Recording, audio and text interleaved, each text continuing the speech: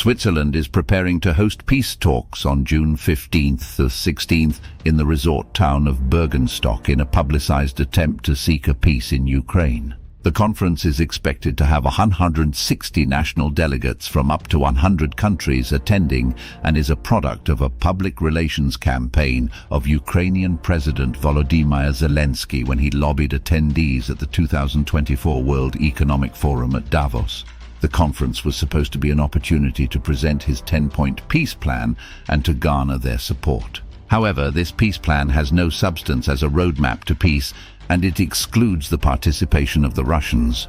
This fatal flaw in the structure of peace talk format and the admission from experienced diplomacy analysts that any serious peace talks cannot take place if one of the two primary combatants is not invited to attend. Realizing this flaw and the damage to Switzerland's reputation as a neutral arbiter, the organizers are attempting to reset expectations and the goals of this publicity event.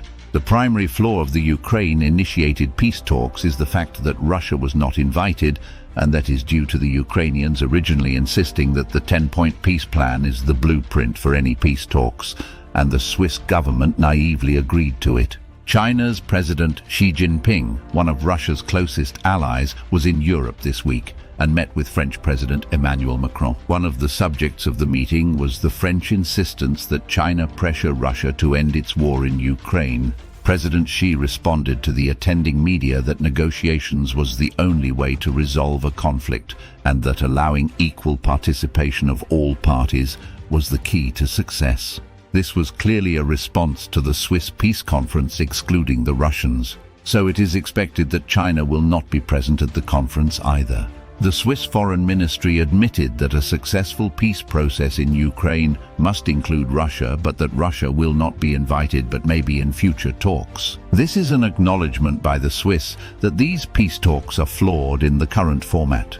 The abandonment of the current peace conference format would be seen as an abandonment by the West of the Ukraine cause and would be exploited as such, so it will go forward as originally planned. However, this does not mean that the 10-point peace plan will be accepted, and it looks more than likely it will be presented as a matter of course but will for the most part be politely ignored. This is the face-saving part of the peace summit, but a new strategy is emerging. The Ukraine Foreign Minister Dmytro Kuleba, in an interview with the media group Foreign Policy, realizing the appearance of not including the Russians, stated that seeking negotiations with Russia will occur after the Swiss summit. Kuleba has outlined a new goal of the meeting is to create a coalition of like-minded countries to pressure Russia and its partners to join peace talks. Kuleba attempted to justify the decision not to include the Russians in his interview by stating that Ukraine had participated in over 200 negotiation sessions between 2014 and 2022, and in the end the Russians still invaded. He said that was proof that the Russians were not serious negotiators and that it was not the right time to hold talks with them during the Swiss-hosted talks. Again, this does not seem to be a legitimate reason, but another attempt to justify the Russian exclusion and to keep the conference scheduled when there appears to be no point to it. Kuleba stated in an apparent attempt to give the summit a purpose that there are two requirements of conducting peace talks with the Russians. One is for a coalition of like-minded nations to be formed to help drive the peace talks, and the second is battlefield success. The Swiss peace talks' primary objective, according to Kuleba, is not the 10-point peace plan, but to set the groundwork to create the coalition of like-minded nations. This is an attempt to salvage some purpose for the peace talks to go forward. This will likely fail to produce a significant coalition due to the attendees originally invited to sign on to the 10-point peace plan with the goal to create a bloc of countries that agreed to the Ukraine grievances and not necessarily to find a way forward to peace. Attempting to get this group of countries to become a functionally cohesive coalition of like-minded nations is remote, as it includes countries from BRICS, not including Russia or China, and all the members of the G7. These two groups alone have different priorities and geopolitical alignments that for them to form a solid coalition to pressure both Russia and China are highly remote. The other question is why a coalition is even needed to have peace talks when just the two parties and an arbitrating party or parties to help keep the talks moving. Kuleba's second goal of battlefield success is correct, but it is unclear how Ukraine attains that goal on its own.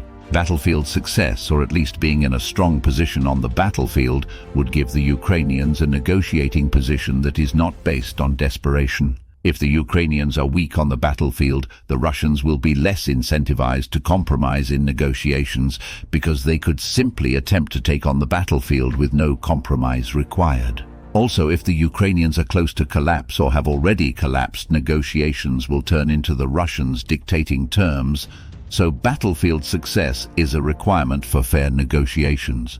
The demographic and economic advantages of Russia was going to create a situation that eventually the Russian weight was going to give them the battlefield advantage in the long term. Even with Western weapons, the manpower differential was eventually going to become an inescapable reality, so delaying the talks only further erodes the Ukraine position. The longer the war goes on, the less likely it is that Kuleba's second goal could ever be accomplished. The original intent of the Swiss Peace Conference with the 10-point peace plan and this new cobbled-together purpose is only prima facie better, and Switzerland is hosting something that is metaphorically a three-ring circus unless something changes in the next month. What does this mean about the prospect of peace in Ukraine? There are voices in Ukraine that are realistically evaluating the facts on the ground, and the facing of facts and not deluding oneself is the only way to make the best decisions for Ukraine. Major General Vadim Skibitsky, the deputy chief of Ukraine's Military Intelligence Directorate, stated to The Economist magazine that there is no way for the Ukraine to win the war, and a peace treaty is the only way forward to end the conflict. He evaluates that 2024 will be a year of both sides attempting to create the most favorable battlefield position to strengthen their position on the battlefield that will directly translate into the relative position of each side when they do finally meet for peace talks. Skibitsky is correct in his assessment, and it can be expected that Russia will continue to grow stronger through 2024 and 2025 to improve their position in future talks, and Ukraine will be desperate for Western aid to give it the firepower and situational awareness to apply the assets given to them in the most impactful way. The West seems to have convinced Ukraine to stay on the strategic defensive through 2024. So this will give the Russians the strategic initiative, but will allow the Ukrainians to better preserve their comparatively limited manpower and exact a high cost on Russian manpower. This is how Ukraine hopes to improve its position for future talks. It is unfortunate that more lives will have to be sacrificed to wait until 2025, but this is due to both sides not seeking a compelling reason to come to the peace table and the lack of international effort to end the war. The Swiss Peace Conference will be a futile effort that would be better used to find a real way forward out of the war.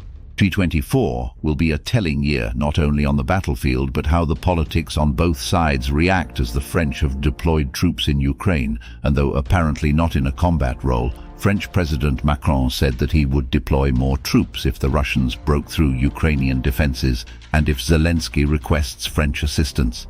Will this aggressive French position help moderate the war and help it wind down in 2024, or is it upping the ante? With the expected start of the Russian spring offensive, it may not take long to get that answer.